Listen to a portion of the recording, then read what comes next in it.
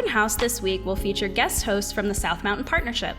The South Mountain Partnership is a collaborative network of people and organizations protecting and promoting the agricultural, natural, cultural, and recreational resources of Adams, Cumberland, Franklin, and York counties. Over time, we have transformed into an alliance of citizens, businesses, nonprofits, colleges and universities, and government agencies all working together because we love the place that we call home. Our work can only move forward with the help of our partners, and today we want to highlight the important work they are doing in the region. We hope you will join us. Click the link below or scan the QR code to learn more about our State of the Region project.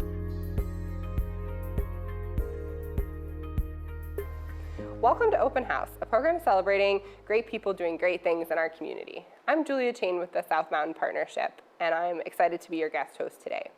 I'm even more excited to interview our guest, Elizabeth. Today, Elizabeth Grant is a planning specialist at the Cumberland County Planning Office. Elizabeth, thanks so much for being here. Yeah, thank you, Julia. I'm really happy to join you today. Yeah, so you are one of the founding sort of members of the South Mountain Partnership and have worked with us for a really long time and know a lot about our structure, but we've got so many different partners working in a variety of different fields. We've got business, local government, nonprofit, educational institutions, and retired folks, many more, all sorts of things.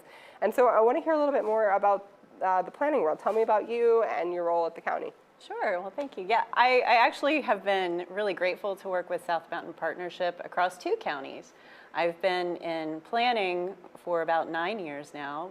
First, I was with Franklin County, and I've been with Cumberland County for about 5 years.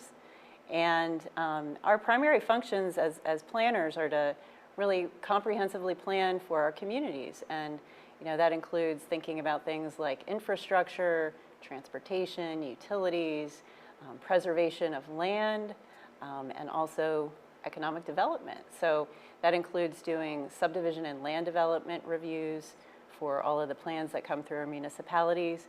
And we also support our municipalities with technical assistance for ordinance updates, zoning ordinances, and also comprehensive plans. That's a lot of behind-the-scene work to make sure that folks have a really nice place to live, play, work. I'm sure that there's a lot that most folks maybe don't know happens behind your doors. So tell me about how the county, with so many different priorities, how do they focus on the resources that we seek to protect here in the South Mountain? So that would be like natural resources, recreational, agriculture, or historic resources. Sure. So with my role with Cumberland County Planning Department, I've been working with supporting some of our work in protecting agricultural land. The County Planning Department operates the Farmland Preservation Program, and we have a goal to protect 30,000 acres by 2030, which we're well on our way to achieving that goal. Coming up, 2030, not too many years away, right? Definitely. My work with Cumberland County, I also support our countywide Clean Water Action Plan, and that involves looking at our pollutant reduction that is planned for nitrogen and phosphorus for the county. We have been doing a number of projects, stream restoration projects, projects improving agricultural practices, so putting in conservation best management practices to either remove livestock from the stream or better manage manure and heavy use areas on farms. We've been doing a lot of that with our preserved farm owners and also with the Conservation District working with the farming community. Yeah, that's interesting. It sounds like there's a synthesis between the two of those then. Yeah, absolutely. And then another area, the county adopted a climate action plan in 2022, and I've been working with the implementation of that plan. And so far we have been converting our county fleet to electric vehicles. We're looking at solar opportunities for the county. And also there is a solar cooperative that's currently underway for residents of Dauphin and Cumberland counties, and we're looking at how we can help just support education to residents about what solar is. Absolutely, yeah. I think there's much to learn, and I know as a resident, that's something that would interest me a lot. And Cumberland County is really a leader in a lot of these things. So, to start at your first point, farmland preservation, your farmland preservation program is well known for being really successful. So congratulations for all that hard work. And these 2 special action projects have really also shown you to be a leader, I think, in trying to get good outcomes for residents. Absolutely, yeah.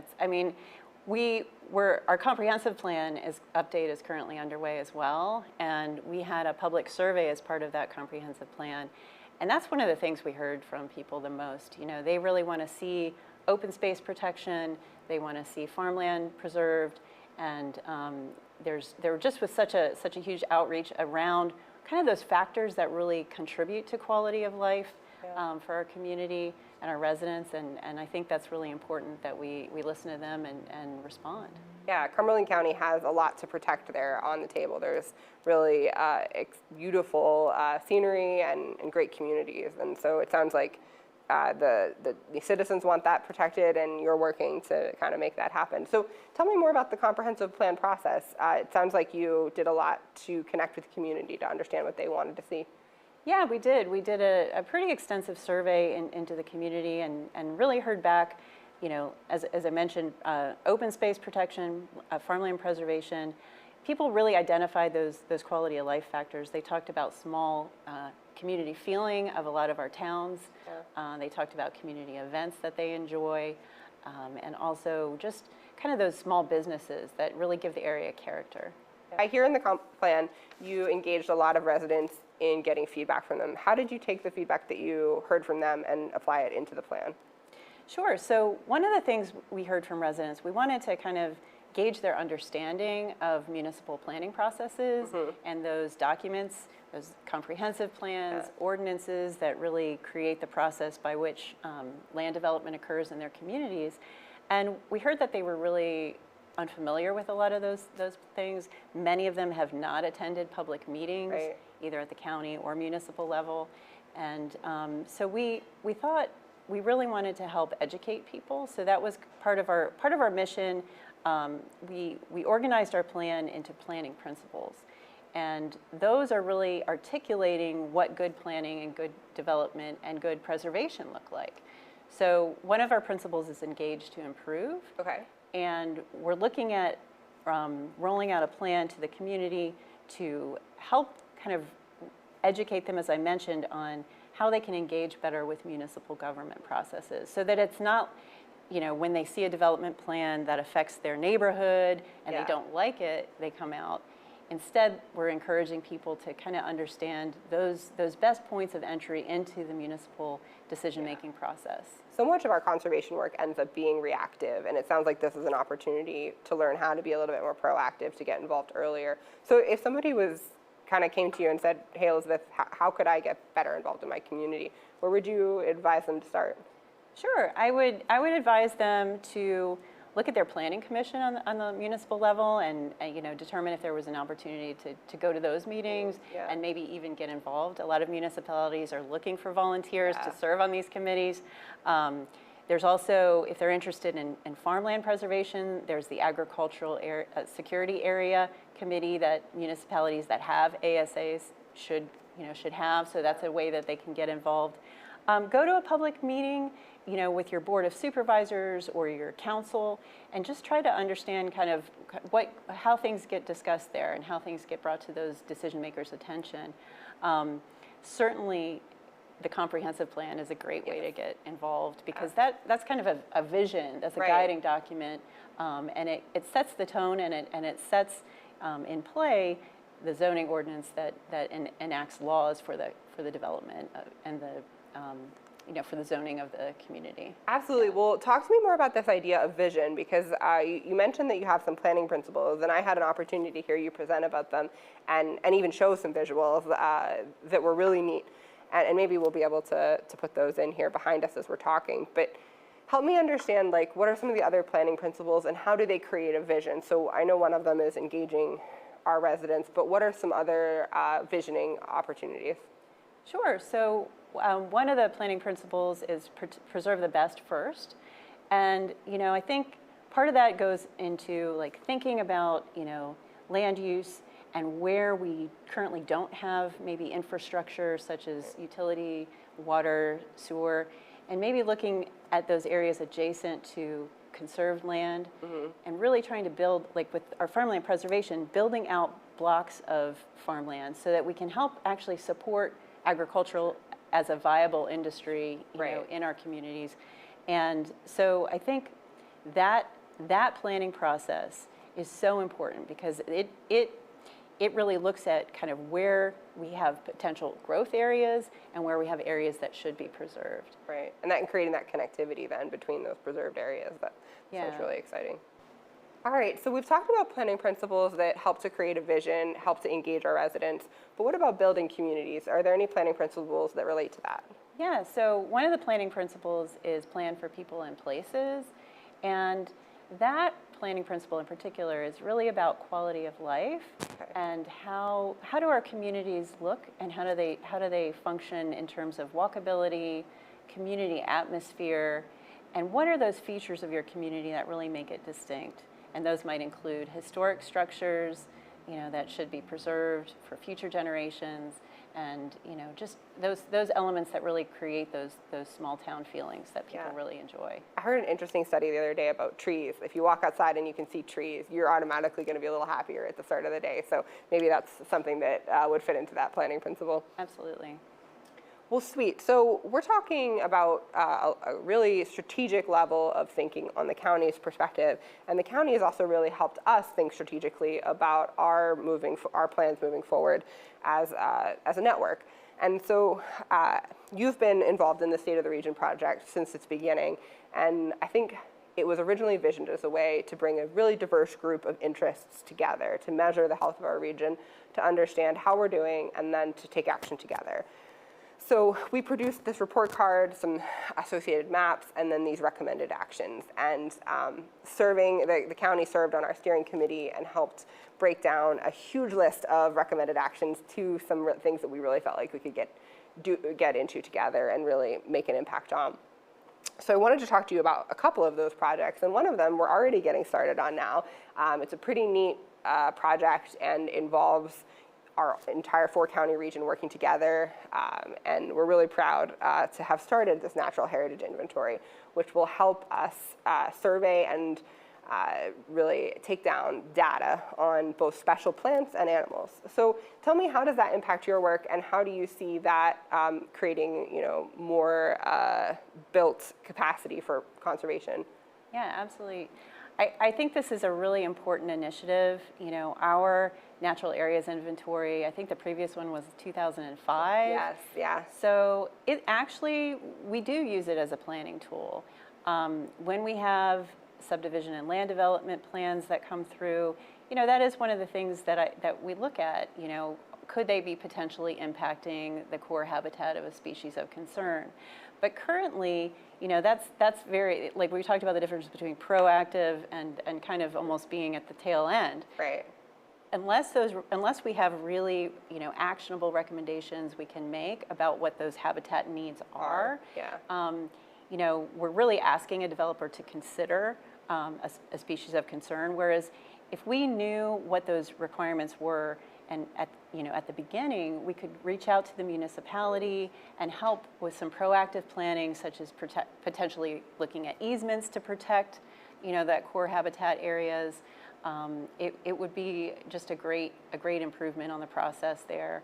And as you mentioned, like conservation, having more information to make intelligent decisions on conservation priorities is absolutely necessary. Yeah, so when we're serving these, plants and animals, we want to be sure to protect them, and this data is going to help us move forward. But this also is a passion project for a lot of us, and I know you really care a lot. So tell me, have you had any kind of fun experiences with these plants and animals in our region?